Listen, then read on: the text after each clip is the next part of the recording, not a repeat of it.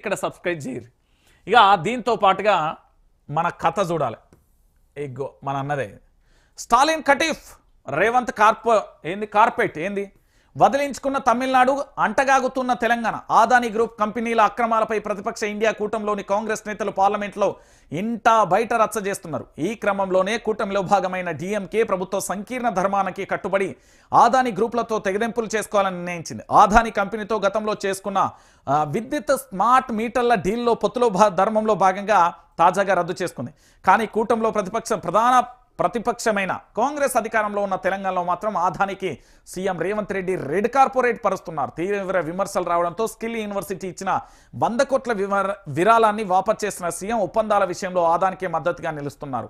Ambuja cement plant, pharma company, పాత బస్తీ current బిల్లులు సహా పలు ఒప్పందాలలో రేవంత్ ప్రభుత్వం ఇంకా అంటగాగుతుండడం గమనార్హం అంటూ కూడా చూడొచ్చు.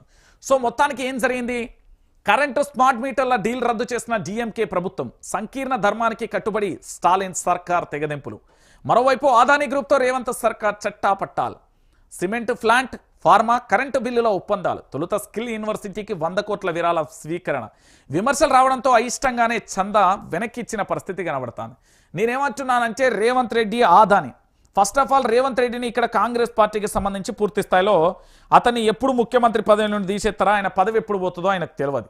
సో ఇలాంటి పరిస్థితులలో బీజేపీతో దోస్తనం చేస్తూ ఆదానిని దగ్గర చేసుకుంటే ఇప్పుడు ఈడీకి సంబంధించి పొంగులేటి శ్రీనివాసరెడ్డి ఈడీ ప్రెస్ మీట్ని ఆపి ఆ అధికారులను వెనక్కి పంపింది కూడా ఆదాని అనే ఒక పేరు చర్చ కొనసాగుతుంది.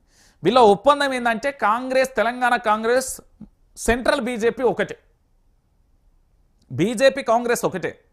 కానీ ఢిల్లీలో నాయకత్వానికి ఆల్రెడీ ఇక్కడ ఏంది రాహుల్ గాంధీ కానీ వీళ్ళందరూ అపాయింట్మెంట్ ఇస్తలేరు కాబట్టి సో పూర్తి స్థాయిలో ఏదైనా ఒకటి చేయాలనే ఉద్దేశంతో పూర్తిగా కూడా అటు బీజేపీతో దోస్తానని చెప్తాను. రేపు భవిష్యత్తులో కాంగ్రెస్ పార్టీ ముఖ్యమంత్రి నిన్ను తొలగిస్తున్నాం అంటే 12-10 ఎంత 22 మంది ఉన్నారు ఈ చేత. వీళ్ళందరూ కూడా బయటికి పోయి అటు బీజేపీతో అంటగాయడానికి రెడీగా ఉన్నారు.